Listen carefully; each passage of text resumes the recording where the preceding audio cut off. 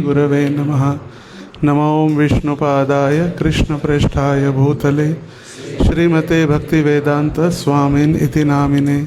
नमस्ते सारस्वते देवे गौरवाणी प्रचारिणे निर्विशेष शून्यवादी पाश्चात्य देशतारिणे।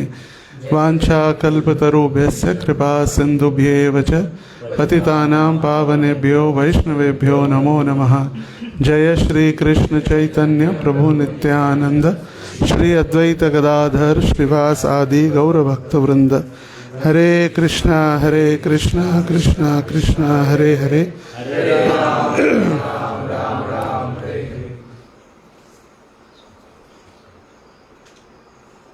हे बरोबर आहे का पेज? कुठपर्यंत झालेलं कुणाला आठवतंय? वैष्णव सदाचार कुठपर्यंत झालेलं कंप्लीशन?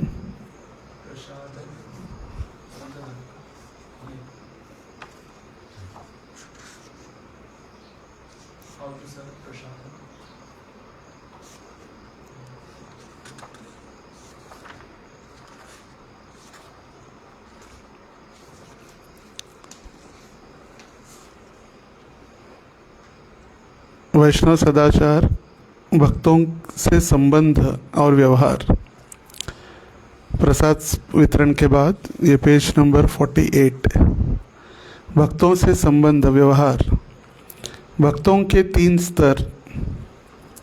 भक्ति रसामृत सिंधु में श्रील रूप गोस्वामी कहते हैं कि जो भक्त भगवान श्री कृष्ण के पवित्र नामों का जप करता है उसे मानसिक रूप से आदर दे, तथा जो भक्त दीक्षित है उन्हें नम्रता पूर्वक प्रणाम करे, तथा जो भक्त भगवान की अहेतुकी सेवा में बिना विचलित हुए संलग्न है तथा उनका हृदय निंदक प्रवृत्ति से रहित निंदादिशून्य है, ऐसे भक्तों का संग लेना चाहिए तथा दृढ़ श्रद्धा से उनकी सेवा करनी चाहिए। तो यहाँ पर थोड़ा प्रिंटिंग मिस्टेक है। भक्ति रसामृत सिंधु में श्रील रूप गोस्वामी कहते हैं, ऐसे लिखा है, मगर ये भक्ति रसामृत सिंधु नहीं, उपदेश अमृत का 5वां श्लोक है।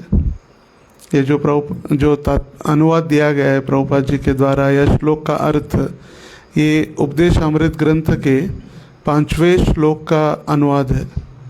कृष्णे तीयस्य गिरितम मनसा द्रियेत दीक्षास्ति चेत प्रणतभीस्त भजन्तमीशं शुश्रूषया भजन विज्ञमनन्य मन्यत निंदादिशो नरुदमिप्सित संगलब्ध्या। ये 5वां श्लोक है रूप गोस्वामी द्वारा कहा गया उपदेश अमृत का, जिसमें पहले श्लोक में रूप गोस्वामी गुरु कौन बन सकता है इसका वर्णन किए। वाचो वेगम जिह्वा वेगम उदर उपस्थ वेगम एतान वेगान यो विषयित धीरः सर्वाममीमां पृथ्वीं सशिष्यात्। 6 वेग, वाणी का वेग, जिह्वा का वेग और उदर उपस्थ वेग, मन का वेग, ये सारे 6 वेग जो है, ये 6 वेग के ऊपर मन का, ये 6 वेग जब कोई व्यक्ति नियंत्रित करता है तो पूरे विश्व भर में वो शिष्य बना सकता है। अत्याहार प्रयासश्च प्रजल्पो नियमाग्रह जनसंगश्च लौल्यंश षड्वीर भक्ति विनश्यति। जब कोई व्यक्ति आवश्यकता से अधिक खाना या आवश्यकता से अधिक संग्रह करना, अत्याहार, संग्रह के लिए प्रभुपाद उदाहरण दिए कि यदि किसी चौराहे में एक चावल का बोरा रख दिया जाए तो पंछी आएंगे, कुछ दाने खाएंगे, चले जाएंगे, गाय आएगी, थोड़ा बहुत खाएगी, चले जाएगी, मगर मनुष्य आके पूरा बोरा ही उठा के लेके जाएगा। अत्याहार। प्रयास, जिन चीज़ों को हम नहीं प्राप्त कर सकते ऐसे चीज़ों के पीछे भागना। हमको पता है कि हम अंबानी नहीं बन सकते या प्रेसिडेंट ऑफ अमेरिका नहीं बन सकते, फिर भी हम प्रयास करें, नहीं चाहिए चाहिए चाहिए, तो ऐसे चीज़ों के पीछे भागना जो हम कभी प्राप्त नहीं कर सकते। अत्याहार प्रयास। प्रजल्प, कृष्ण की सेवा या कृष्ण के विषय में छोड़कर जितनी भी वाणी या जितना भी हम बोलते हैं वो है प्रजल्प। कृष्ण को छोड़ दिया या कृष्ण के भक्तों को छोड़ दिया या कृष्ण की सेवा छोड़कर जो भी हम चर्चा कर रहे, भले वो मंदिर में बैठकर भी क्यों ना हो, और फिर क्या है, प्रजल्प है। अत्याहार प्रयासश्च प्रजल्पो नियम आग्रह। नियम अग्रह और नियम आग्रह दो है। नियम अग्रह मतलब इतना नियम को पकड़ के रखना कि हम क्यों नियम पालन कर रहे वही भूल जाना। हम क्यों नियम पालन कर रहे वही भूल जाते लोग, इतना नियम का कठोरता से पालन करते, क्यों पता नहीं। जैसे एक विवाह के समारंभ में एक बिल्ली बहुत परेशान कर रहे थे, तो घर वालों ने देखा है बहुत परेशान कर रहे थे, एक टोपली या एक बर्तन उसके ऊपर ढक दिया, बीच बीच में आ रही है, किसी के पैर में ना आए इसीलिए।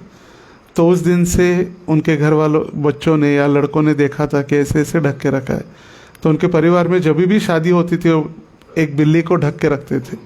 उनको पता ही नहीं था क्यों ढक रहे। तो ये है नियम अग्रह। जैसे कहा गया है कि 1 सिटिंग 16 राउंड्स, एक बार बैठ के 16 माला ध्यान पूर्वक जप करे। मगर बाजू वाले के भक्त को हार्ट अटैक आ रहा है, मर रहा है, पानी पानी, बोले नहीं तो माया में हो, जप करो ध्यान पूर्वक। तो क्यों नियम पालन कर रहे वही भूल जाना। और नियम आग्रह मतलब नियम को आराम से छोड़ देना, चलता है, क्या होता है, कभी कभी 3, कभी 3.5, कभी 4.5 नियम पालन करने से चल जाता है। क्या हुआ, 16 माला जप नहीं हुआ तो कल करेंगे, फिर कल क्या होता है, आज का 16 और कल का बचा हुआ 8, कितने हो गए, 8 और 16 24 हो गए। फिर वो 24 होते नहीं, फिर वो बोलते चलो और कल कर लेंगे, फिर वो 32 हो जाते, फिर होता नहीं। फिर नियम आग्रह, नियम अग्रह और नियम आग्रह दोनों। अत्याहार प्रयासश्च प्रजल्पो नियमाग्रह। जनसंगश्च लौल्यंश।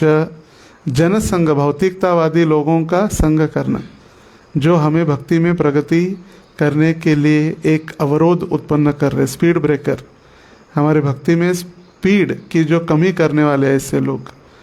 जैसे चैतन्य महाप्रभु को पूछा कि भक्तों का लक्षण क्या है, तो उन्होंने कहा कि जो असत्संग त्याग यही वैष्णवाचार, जो असत्संगी है, जो भक्त नहीं है, ऐसे लोगों से दूर रहना मतलब ही भक्ति में हम प्रगति कर सकते।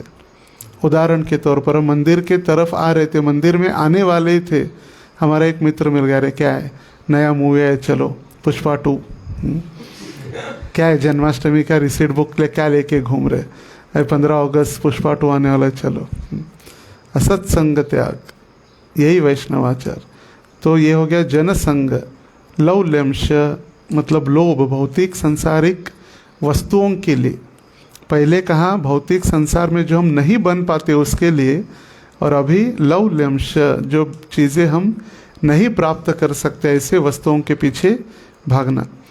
तो ये 6 चीज़ें हमारे भक्ति में अवरोध उत्पन्न करते हैं, नष्ट कर देती है। उत्साहात निश्चयात धैर्यात तत्त कर्म प्रवर्तनात् संगत त्यागा सतोवृत्ति षड्वीर भक्ति प्रसिद्धति। ये तीसरे श्लोक में रूप गोस्वामी कहे उपदेशामृत में, उत्साहात, उत्साह के साथ भक्ति करना। ऐसे नहीं कि देखने के बाद लग रहा है अरे बाप रे क्या हो गया इसको, इसकी कोई छोड़कर भाग गई, कैसे एकदम दुखी हो गया।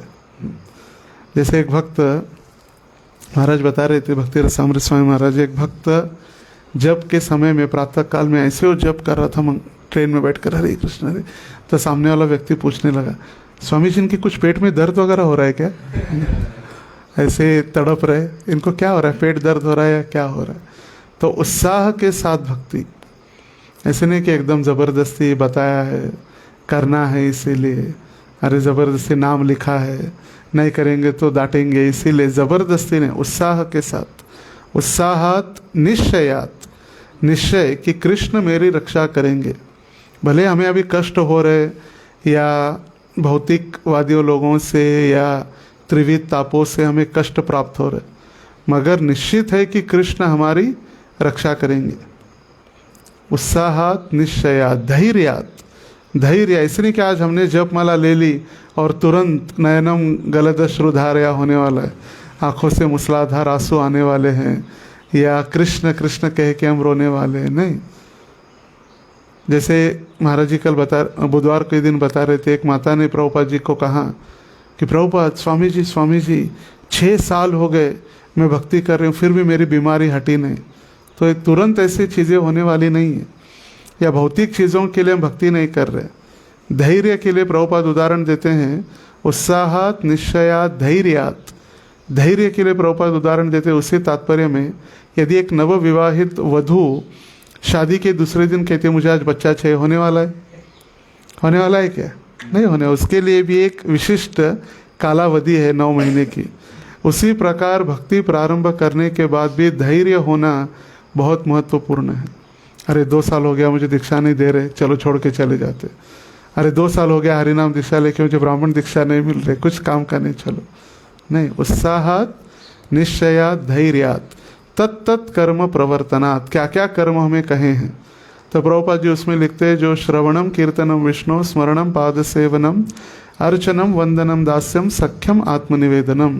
ये नवविधा भक्ति जो करने के लिए कहे प्रहलाद महाराज, तत्त कर्म प्रवर्तनात्, मतलब ये चीज़ें हमें करनी है।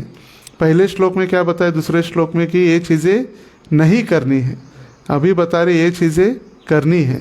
तत्त कर्म प्रवर्तनात्। संगत त्यागात, भौतिकतावादी लोगों का संग त्याग करना। संगत त्यागात सतो वृत्ति, सत्व गुण में रहकर भक्ति करने का प्रयास। सत्व गुण मतलब क्या है, शांत रहना या सात्विक भोजन करना। सात्विक मतलब कपड़े पहनना, जैसे हम पहनते हैं एकदम लाइट या सफ़ेद कपड़े हैं, एकदम डार्क ब्लू, डार्क रेड, एकदम तड़क भड़क झैंकी, ऐसे नहीं, जो पैशनेट जिसको कहते। तो सत्व गुण में रहकर भक्ति करना, ये भक्ति के लिए हमें प्रगति करा सकते हैं। 6 कारण। फिर उसके बाद 4 श्लोक में रूप गोस्वामी लिखते हैं कि ददाति प्रतिगृह्णाति गुह्यम आख्याति पृच्छति भुंकते भोजायते चैवम षड्विधम प्रीति लक्षणम। प्रीति के 6 लक्षण। पहले बताया गुरु कौन बन सकता है, दूसरे श्लोक में बताया क्या नहीं करना चाहिए, तीसरे श्लोक में बताया क्या करना चाहिए, और 4थे श्लोक में अभी भक्तों के बीच आदान प्रदान बता रहे। कैसे आदान प्रदान, कौन से, प्रीति के।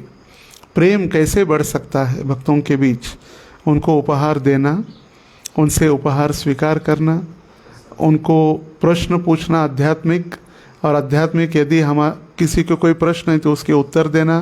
भुंकते भोजायते चैवम, उनको प्रसाद देना और उनके पास प्रसाद स्वीकारना।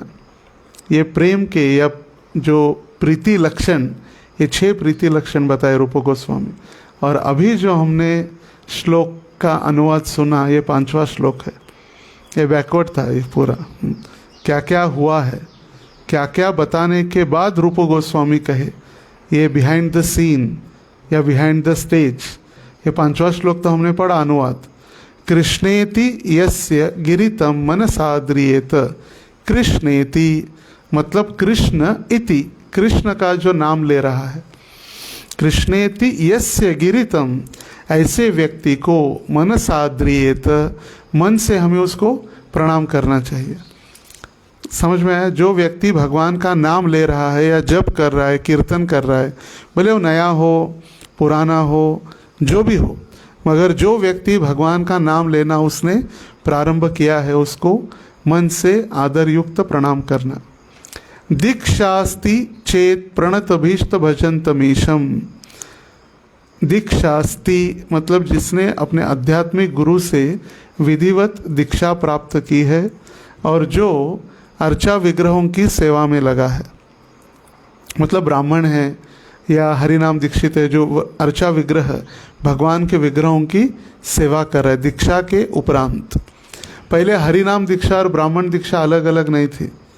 वैदिक सभ्यता में दीक्षा मतलब ब्राह्मण दीक्षा होती थी, मगर भक्ति सिद्धांत सरस्वती ठाकुर श्रील प्रभुपाद जी ने देखा कि सभी को ब्राह्मण बनाना ऑन द फर्स्ट स्टेप ये थोड़ा कठिन या डिफ़िकल्ट हो जाएगा यदि वो नियमों का पालन नहीं करेंगे। तो दीक्षा, हरिनाम दीक्षा मतलब ये ब्राह्मण बनने के लिए जो प्रैक्टिस है, वो प्रैक्टिस परफेक्शन के लिए, ये प्रैक्टिस मेक्स मैन परफेक्ट जिसको कहते हैं। तो सत्व गुण तक आए, हरिनाम का जप करे, 4 नियमों का कठोरता से पालन करे, इसीलिए फिर हरिनाम दीक्षा। और उसमें यदि वो परफेक्ट बन जाता है तो फिर ब्राह्मण दीक्षा दी जाती है। और यदि कोई व्यक्ति 16 माला जप नहीं करता है दीक्षा के बाद भी, या उसकी 16 माला ठीक से नहीं हो पा रही है, तो उसको फिर ब्राह्मण दीक्षा लेने की आवश्यकता नहीं है।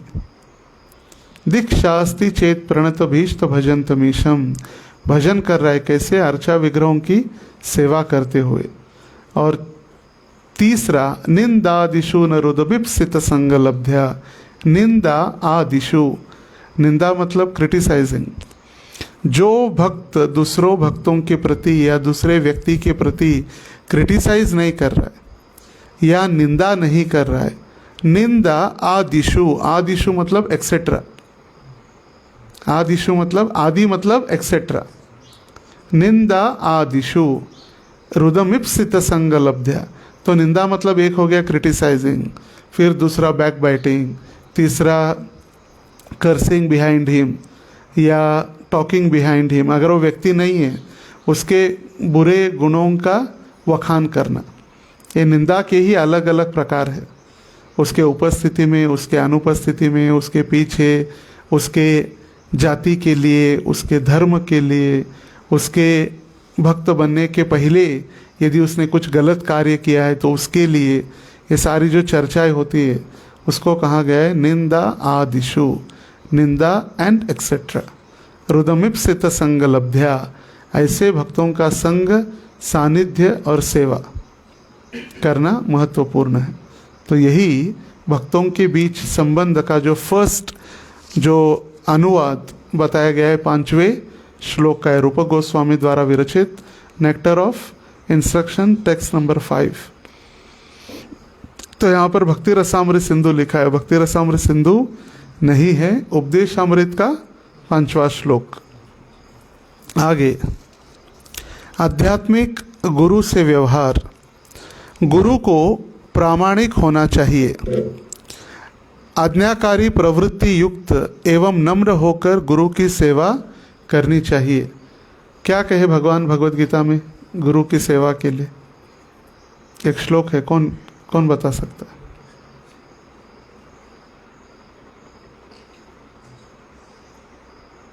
कैसे हम उनकी सेवा कर सकते? उपद्यक्षन्ति ते ज्ञानम ज्ञानिनस्तत्वदर्शिन तत्विद्धि प्रणिपातेन। प्रणिपात मतलब नम्र होकर, दंडवत प्रणाम करते हुए नम्र होकर गुरु के पास जाए, चैलेंजिंग मूड में नहीं। चलो देखते क्या होता है, इसको पता है कि नहीं। इसको मैं अभी क्या करूँगा, प्रश्न पूछकर उनकी इंटेलिजेंस को मैं चेक करूँगा, ही इज़ क्वालिफाइड और अनक्वालिफाइड नहीं। तत्विद्धि प्रणिपातेन परिप्रश्नेन, तद्विधि नम्र होकर जाना, प्रणिपात करना, प्रणाम, फिर परिप्रश्नेन सेवया, प्रश्न पूछने के समय प्रश्न भी पूछना है और उनकी सेवा भी करनी है। सिर्फ प्रश्न नहीं, नम्र होकर प्रणाम करते हुए उनकी सेवा करे, फिर प्रश्न पूछे। और जब प्रश्न पूछेंगे तब क्या होगा? तत्विद्धि प्रणिपातेन परिप्रश्नेन सेवया। उपद्यक्षन्ति, वो आपको ज्ञान देंगे। उपद्यक्षन्ति ते ज्ञानम, वो ज्ञान देने के लिए तैयार है। क्यों? उपद्यक्षन्ति ते ज्ञानम ज्ञानिनस तत्वदर्शिन, उन्होंने सारे तत्वों का ज्ञान प्राप्त किया है। जैसे चैतन्य महाप्रभु कहे, जब रामानंद राय ने कहा अरे मैं तो शूद्र हूँ, मैं कैसे कुछ कमेंट कर सकता हूँ, मैं कैसे कृष्ण कथा को बता सकता हूँ, तब चैतन्य महाप्रभु कहे किबा शूद्र किबा न्यासी शूद्र केने नए, जय कृष्ण तत्ववेत्ता सही गुरु है। किबा विप्र किबा न्यासी, विप्र मतलब ब्राह्मण, कोई ब्राह्मण हो, कोई न्यासी मतलब कोई सन्यासी हो। किबा विप्र किबा न्यासी, शूद्र केने नए, वो शूद्र भी हो सकता है, मगर जयी व्यक्ति कृष्णवेत्ता, जो व्यक्ति कृष्णवेत्ता मतलब कृष्ण का तत्वज्ञान जिसने समझ लिया है, वो गुरु बन सकता है। जिसको कृष्ण का तत्वज्ञान, सिर्फ कपड़े पहनने से कोई गुरु नहीं बनता, या भक्तों के कपड़े नहीं पहने हैं या तिलक अच्छा नहीं लगा है तो अरे एक ऐसा गुरु बन सकता है, नहीं। जय कृष्ण तत्ववेत्ता से ही गुरु है। चाहे फिर वो सन्यासी हो, शूद्र हो, गृहस्थ हो, कोई भी हो। हमारे संस्था में जैसे सन्यासी गुरुजन हैं, ऐसे गृहस्थ भी गुरु है। गृहस्थ भी गुरु है, क्यों? क्योंकि उन्होंने कृष्ण के तत्व को समझ लिया है। तो ऐसे गुरु के नम्र होकर हमें सेवा करनी है। गुरु की आज्ञा को स्वयं का जीवन प्राण समझना चाहिए। The order of spiritual master is life and soul for the disciple. जो कहा उसको सिर्फ सुनने के लिए नहीं, उसको पालन करने के लिए भी प्रयास करना। और जो व्यक्ति गुरु के द्वारा दिए गए आदेशों का पालन करने के लिए सदैव तत्पर रहता है, वो गुरु की कृपा से कृष्ण को प्राप्त कर सकता है। जैसे श्रील प्रभुपाद जी के सामने एक व्यक्ति है, सो कॉल्ड PhD, और उन्होंने कहा कि मैंने गीत गोविंद के ऊपर मैंने PhD की है। गीत गोविंद एक ग्रंथ है और इस गीत गोविंद के ऊपर मैंने PhD की है, और मुझे पता चला कैसे आपके कृष्ण हैं एकदम काम वासना के अधीन, सारे गोपियों के साथ संग करने की इच्छा और सारे गोपियों को भोगने की इच्छा, कैसे आपके कृष्ण हैं। तो प्रभुपाद जी ने पूछा, आपने PhD तो की है गीत गोविंद के ऊपर, have you read Bhagavad Gita? मैंने कहा थोड़ा थोड़ा। तो प्रभुपाद जी ने पूछा, आपने सुना है कि भगवान भगवद गीता में कहे कि जन्म कर्म च मे दिव्यम एवं यो वेत्ति तत्वतः त्यक्त्वा देहम पुनर्जन्म नैति मामेति सो अर्जुन। भगवान का जन्म, भगवान का कर्म है, कोई साधारण नहीं है। तो फिर उन्होंने कहा नहीं, भगवद गीता थोड़ा बहुत पढ़ रहा था ऐसे वैसे। प्रभुपाद जी ने कहा, you have not learn LKG and you have done PhD। आपने LKG या UKG पढ़ाई नहीं किया और डायरेक्ट PhD करने के लिए चले गए तो कैसे पता चलेगा। और वो सिगरेट फूंक रहा था, उसमें ही उसकी पत्नी आकर उसका हाथ पकड़कर खींचने लग गई, बोले चलो चलो जाना है। तो उसने कहा, I wanted to discuss something more but I have to leave. तो ऐसे जो बीबी के अधीन है, सिगरेट फूंक रहा है, वो व्यक्ति क्या कृष्ण को जान सकता है। तो कृष्ण को जानना है तो फिर गुरु के आदेशों का हमें पालन करना होगा। गुरु की उपस्थिति में उनकी आज्ञा के बिना दूसरों को उपदेश न दे। कभी कभी बोलने की इतनी आदत होती है भक्तों को या लोगों को, पक पक पक पक पक पक चलते, हम कहाँ हैं, क्या है, किसके सामने हैं, कौन बोल रहा है पता ही नहीं। कोई वरिष्ठ प्रचार कर रहे, बीच बीच में बात करने की इतनी आदत रहती है, वो सामने वाला व्यक्ति बोलने के पहले ही अपना हम डिसीजन या निर्णय देना प्रारंभ कर देते हैं। तो इसीलिए जब गुरु की उपस्थिति होती है तब हमें किसी को उपदेश न दे। गुरु के जीवित होते हुए शिष्य स्वीकार न करे। भक्ति सिद्धांत सरस्वती ठाकुर के पहले जब कोई भी व्यक्ति दीक्षा लेता तो तुरंत वो दीक्षा देने के लिए तैयार हो जाता, मगर भक्ति सिद्धांत सरस्वती ठाकुर ने नियम बनाए, जब तक अपने गुरु जीवित है तब तक वो शिष्य दीक्षा नहीं दे सकता, क्योंकि गुरु जीवित है अभी। अगर गुरु कहे कि मैं बहुत वृद्ध हूँ या मैं बहुत बीमार हूँ, मेरी इच्छा है कि तुम अभी दीक्षा देना प्रारंभ करो, तो बात अलग है। That is special case but not the rule. Generalise नहीं हो जाता अगर किसी ने कहा है तो। जैसे फॉर एग्जाम्पल जय अद्वैत महाराज अभी भी है, मगर उन्होंने कुछ ही दीक्षा दिए, अराउंड 27 कुछ उनके डिसाइपल्स थे, बस 27, और उन्होंने उनके शिष्य कदम कानन महाराज को संन्यास दिया और फिर कहा यू मेक द डिसाइपल्स। तो फिर कदम कानन महाराज दीक्षा दिए, संन्यास दीक्षा दिए, और उन्होंने शरीर भी त्याग करके भगवत धाम चले भी गए मार्च 2023 में, लास्ट ईयर मार्च 2023। मगर जयद्वैत महाराज अभी भी है। तो ये नियम सभी के लिए, मगर स्पेशल केस, एक जो स्पेशल केस या मर्सी केस या एक नियम कभी कभी एक व्यक्ति के लिए बदल दिया जाता है by his authorities, by the GBC और बाय द स्पिरिचुअल मास्टर। मगर नियम ये है कि जब तक गुरु जीवित है तब तक दीक्षा नहीं देनी चाहिए। गुरु की आज्ञा का केवल पालन करे, उनसे उल्टे प्रश्न न करे, हमारी बुद्धिमत्ता का उपयोग न दिखाए। उनके मन का सही भाव हमें मालूम है, ऐसा विचार करके गुरु के उपदेशों का कदापि उल्लंघन न करे। आई नो एवरीथिंग, मुझे पता है गुरु महाराज क्या चाहते हैं, मैं समझ गया हूँ क्या चाहते हैं, नहीं। और बिना समझे बिना सुने, बिना श्रवण किए, बिना आज्ञा का पालन करने के, बिना आज्ञा सुने हमको लग रहा है कि हमें पता है, हमें पता है, सब कोई बताने की ज़रूरत नहीं, मुझे पता है गुरु महाराज क्या चाहते। ये मूर्खता का लक्षण है। इसलिए समझते हुए, बिना समझे, बिना सोचे कार्य करे, और ये हम दिखा रहे लोगों को कि हमके सब कुछ पता है। होता है ना ऐसे? इसलिए कभी भी डाउट है तो गुरु के पास जाकर प्रश्न पूछे, अपने मन से कोई निर्णय न ले। यदि हम अपने मन से निर्णय लेंगे तो फिर गड़बड़ हो जाएगा, नहीं तो फिर हम पुनः माया के चंगुल में अटक जाएंगे। स्वयं के गुरु को कभी भी उपदेश न दे। स्वयं के गुरु को कभी भी उपदेश न दे। गुरु इस शब्द का अर्थ ही है जो हमसे अधिक जानते हैं। आमच्यापेक्षा जास्त जे जाणतात त्यांना म्हटलेलं आहे गुरु। गुरु मतलब जो वजनदार है, उनके पास ज्ञान है, भक्ति की शक्ति है, तो उनको हमें उपदेश देने की ज़रूरत नहीं है। यदि सामाजिक, आर्थिक, व्यवहारिक या आज के प्रेजेंट एज के अनुसार यदि हमें लगता है कि ये चीज़ यदि हम गुरु महाराज को बताएंगे या यदि ये हम प्रस्ताव देंगे तो फिर उनके लिए भी या प्रचार के लिए अच्छा होगा। जो टाइम बदल गया है, जनरेशन गैप जिसको कहते हैं, तो वही can give as a proposal, प्रस्ताव दे सकते हैं। गुरु महाराज ऐसे हमारा प्रस्ताव है, कुछ बदलना है।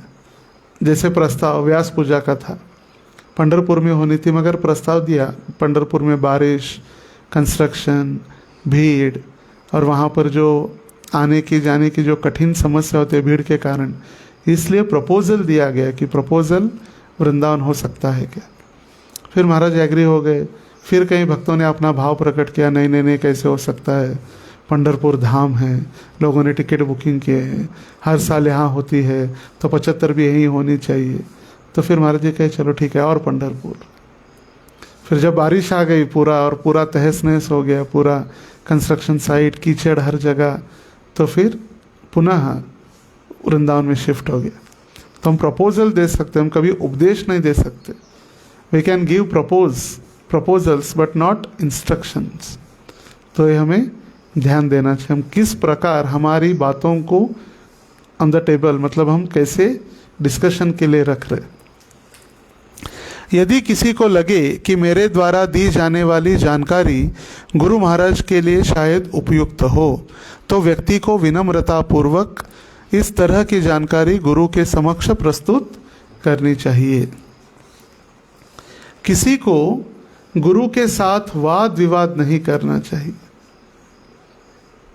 गुरु के साथ वाद विवाद नहीं करना चाहिए। कई सारे भक्त साधना नहीं करते, अध्ययन नहीं करते, अपनी सेवा ठीक से नहीं करते, फिर सारी फॉल्ट फाइंडिंग टेंडेंसी चालू हो जाती है, इसने ऐसा किया, उसने ऐसा किया, मैनेजमेंट ने ऐसा किया। फिर धीरे धीरे धीरे फॉल्ट फाइंडिंग टेंडेंसी इतनी बढ़ जाती है कि गुरु के सामने फिर जाकर वाद विवाद प्रारंभ करते। क्या किया आपने मेरे लिए, मैंने आपके लिए जीवन दान दिया, मैंने सब कुछ आपको न्यौछावर किया। वो मूर्खता, इसका मतलब उसने समझा ही नहीं गुरु तत्व क्या है। वो गुरु को भी एक सर्वसाधारण व्यक्ति समझ रहे हैं। किसी को भी अपनी योग्यता गुरु के समक्ष दिखावे के रूप में नहीं दिखाना चाहिए, अपितु सदा विनम्र भाव से रहना चाहिए। अपना जो दिखावा है, कितना मैं पंडित हूँ, कितना मैं एजुकेटेड हूँ, उसका दिखावा करने की कोई आवश्यकता नहीं। भले ही कितने भी बड़े व्यक्ति भौतिक संसार में क्यों न हो, पीएचडी हो, इंजीनियर हो, डॉक्टर हो, ऑफिसर हो, राजनेता हो, अभिनेता हो, जो भी हो, मगर गुरु के समक्ष हम एक नम्र शिष्य के रूप में ही हमें उनसे आदेश पालन करना है। हमारी भौतिक चीज़ों के ज्ञान से या भौतिक वस्तुओं के ज्ञान से हम कभी श्रेष्ठ नहीं बन जाते। भक्ति सिद्धांत सरस्वती ठाकुर, उनको चलते फिरते आध्यात्मिक ग्रंथों का वांग्मय कहा जाता था।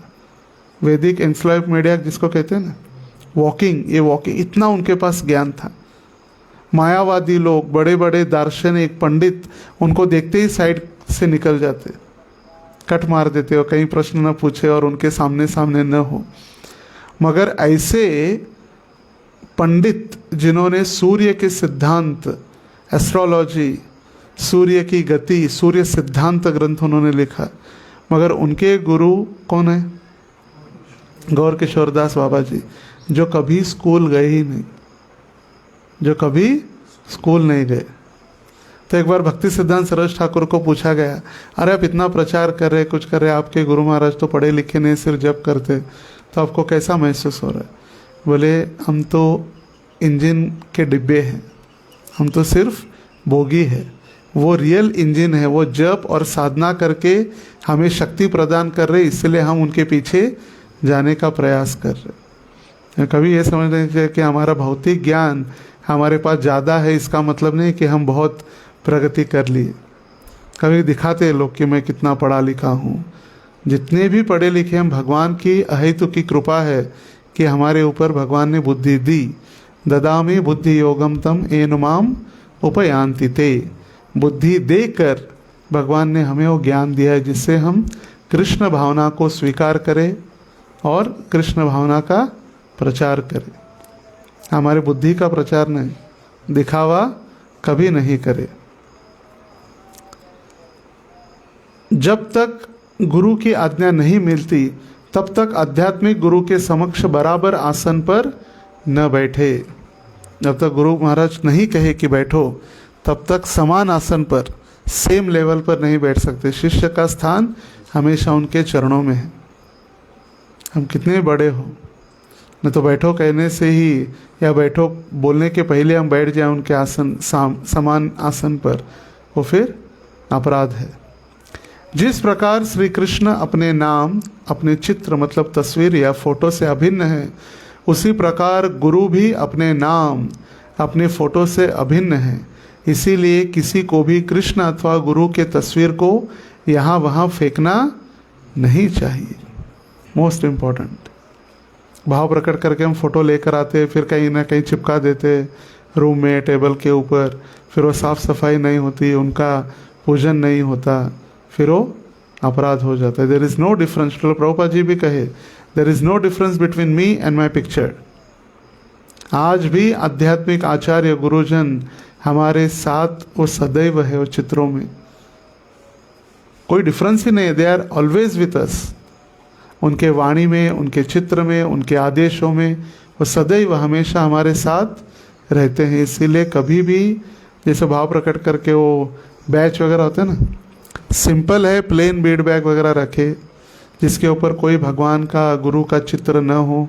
क्योंकि हम कहीं भी उसको लटकाते, कभी प्रणाम करते तो ज़मीन के ऊपर लग जाता है, ज़मीन के ऊपर रखते, जहाँ बैठते वहाँ रख देते।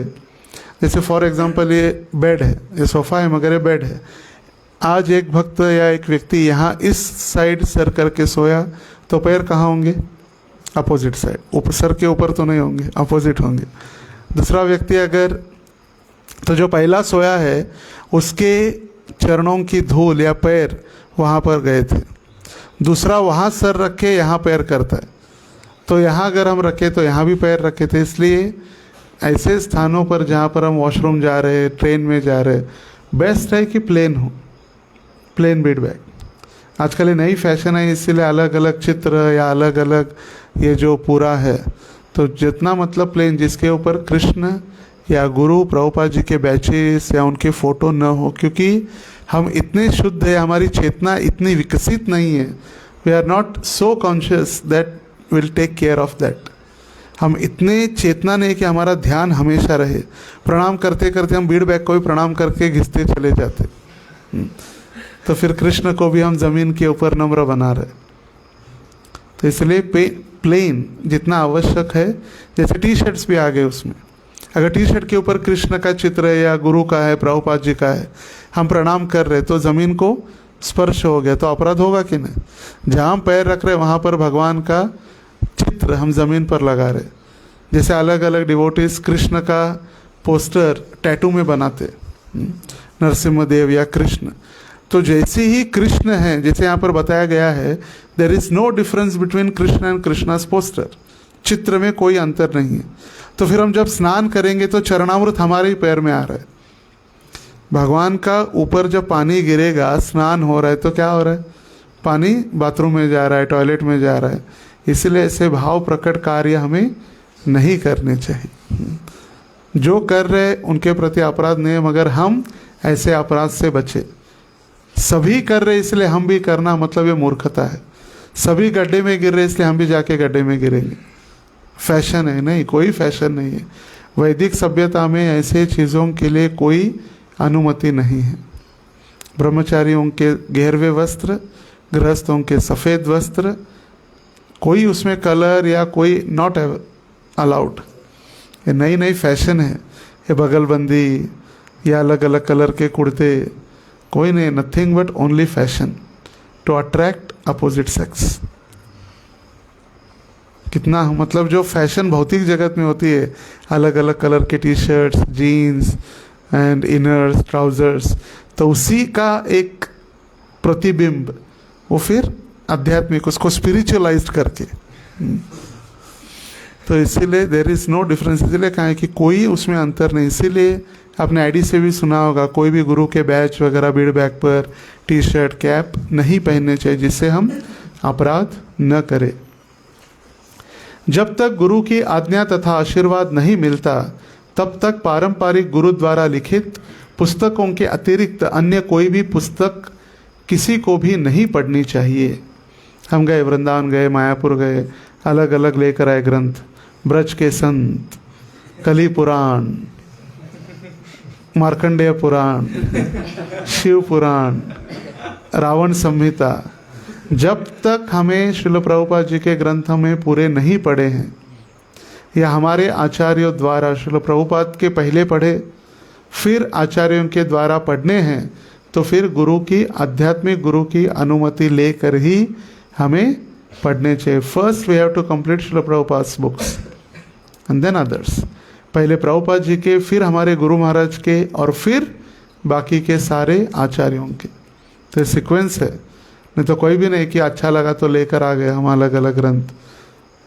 वो भी एक अत्याहार है। प्रभुपाद जी लिखे उस तात्पर्य में कि जो भक्त या जो व्यक्ति अलग अलग ग्रंथों का सिर्फ एकत्रीकरण करते हैं, पढ़ते नहीं है, सिर्फ बढ़ाना, संग्रह करना, तो ये भी अत्याहार का ही एक प्रकार है। आध्यात्मिक गुरु की सेवा का अर्थ है उनके शिष्यों की सेवा, द मोस्ट एंड इम्पॉर्टेंट। आध्यात्मिक गुरु की सेवा मतलब ये नहीं कि सिर्फ आध्यात्मिक गुरु आए तभी उनकी सेवा करें, गुरु जी चले गए तो हम भी चले गए, बस अमावस्या पूर्णिमा, गुरु आए तो आए, नहीं गुरु गए तो हम भी गए। ऐसे कितने सारे भाव प्रकट भक्त होते हैं जो सिर्फ आध्यात्मिक दीक्षा गुरु आते ही भाव प्रकट करने मंदिर में प्रकट हो जाते हैं। So called festival devotees, festival to festival, ये गुरु टू गुरु। जब गुरु आते तभी आते, नहीं तो गुरु चाहते फिर नहीं आते। मगर गुरु की सेवा मतलब उनके शिष्यों की सेवा है। आध्यात्मिक गुरु की सेवा मतलब उनके शिष्यों की सेवा। This is the most important. तो हमारा सौभाग्य है कि आने वाले 2 दिन में, जो कुछ मैसेज में भी लिखा था, कुछ स्पेशल एक सूचना देनी है। तो आने वाला पूरा हफ्ता उत्सवों का ही हफ्ता है। जैसे आज कई सारे आचार्यों का तिरोभाव भी है, बलदेव विद्याभूषण, गंगा माता गोस्वामिनी। फिर 2 दिन बाद निर्जला एकादशी, पांडव भीमा निर्जला एकादशी। निर्जला मतलब पानी भी नहीं, ऐसे नहीं कि पानी छोड़कर सब कुछ चलेगा। रोज निर्जला, हमने पानी तो नहीं लिया मगर जूस लिया, खिचड़ी खाया, सब खाया। निर्जला मतलब पानी भी नहीं। 18 तारीख, फिर 20 तारीख को चिड़ा दही महोत्सव, जो रघुनाथ दास गोस्वामी ने चिड़ा दही उत्सव किया वो। 22 तारीख को स्नान यात्रा या स्नान पूर्णिमा मतलब जगन्नाथ जी का बर्थडे। जगन्नाथ जी जिस दिन प्राकट्य हो वो है स्नान पूर्णिमा या स्नान यात्रा, जिस दिन जगन्नाथ जी को अभिषेक किया जाता है। तो बहुत सारे उत्सव है, मगर हम उसको क्लब कर रहे आने वाले बुधवार के दिन, वेनसडे, द्वादशी के दिन। एकादशी के दिन सभी निर्जल उपवास करेंगे तो फिर कुकिंग करने के लिए शक्ति भी नहीं रहेगी। बराबर करते क्या कुकिंग? मगर शक्ति नहीं रहने के लिए पहले कुकिंग करते क्या, ये प्रश्न है। जैसे कुछ बंदरों ने भी डिसाइड किया कि हम भी निर्जला एकादशी करेंगे, और फिर वो सारे बंदर सोचे कि निर्जला एकादशी है, शाम हो गई, शाम तक उपवास किया। फिर उसमें जो एक्स्ट्रा ऑर्डिनरी या बहुत बुद्धिमान, अति बुद्धिमान होते ना कई लोग अपनी बुद्धि का प्रदर्शन करने, तो एक बंदर ने कहा अरे शाम हो गई है, कल उपवास छोड़ना है, तो फिर अभी से व्यवस्था करके रखनी चाहिए ना, फल वगैरह ला के रखना है, क्योंकि कल कूदने के लिए जगह वगैरह नहीं, शक्ति नहीं रहेगी, तो फिर कैसे करेंगे? बोले ठीक है लेकर आ सकते हैं। तो सब गए लेकर आए। फिर उसने कहा अरे लेकर तो आ गए, मगर कल सुबह चबाने की शक्ति नहीं रहेगी तो अभी चबा के रखते, मुंह में डाल दिया तो एकादशी रही क्या? नहीं रही। इसीलिए द्वादशी के दिन हम जो उत्सव, बुधवार के दिन, वेनसडे छुट्टी किसको किसको होती है? वेनसडे हॉलीडे किसका है? बुधवार किसका छुट्टी होता है? बुधवार वर्किंग एक, कोई नहीं बुधवार छुट्टी, तो बुधवार सभी छुट्टी लेना है। अच्छा इस बार तो है, तो अच्छी है। तो बुधवार को छुट्टी लेना है, क्योंकि बुधवार को परम पूज्य श्री लोकनाथ स्वामी महाराज जी के द्वारा ये जगन्नाथ फेस्टिवल, स्नान यात्रा और चिड़ा दही महोत्सव है। तो वेनसडे आप सभी छुट्टी लेकर आना है, जो लेट आ रहे हैं उनको भी वेनसडे हॉलीडे। दोनों है तो चांगलंच है। वेनसडे के दिन कितना, ट्यूसडे के दिन कितना जप करेंगे सभी? Minimum 64, minimum. Maximum it can go till 108, 208, 220, whatever, but minimum 64 round chanting। And Wednesday सुबह से आप मंदिर में भी रहेंगे तो फिर उपवास छोड़ने के लिए जो प्रसाद है, ब्रेकफास्ट या दिन का उत्सव का भी, जगन्नाथ जी का स्नान, प्रयास है कि दिन में ही प्रोग्राम करें 11 से 2 बजे तक ऐसे। इसलिए सभी छुट्टी लीजिए, जिनका भी कॉलेज है, व्यस्त कॉलेज स्टूडेंट्स, जिनके प्रैक्टिकल्स या जो भी है, they can take the leave on Wednesday. और सभी जितने भी अभी आज यहाँ पर 30-40 जो भी स्टूडेंट्स हैं, सभी महाराज जी के स्वागत के लिए, सेवा के लिए, जगन्नाथ जी का बर्थडे हम उसी दिन सेलिब्रेट करेंगे वेनसडे, क्योंकि इस बार बार तो सभी आ नहीं सकते। तो वेनसडे के दिन सभी समय पर 7:30 बजे, 7:25 पर नहीं, मंगल आरती से आगे आते हैं तो फिर हम अच्छे से सेवा कर सकते हैं। हरे कृष्णा कृष्णा कृष्णा हरे हरे, हरे राम राम राम हरे हरे। श्रील प्रभुपाद की जय। अनंत कोटि वैष्णव वृंद की जय। निताई गौर।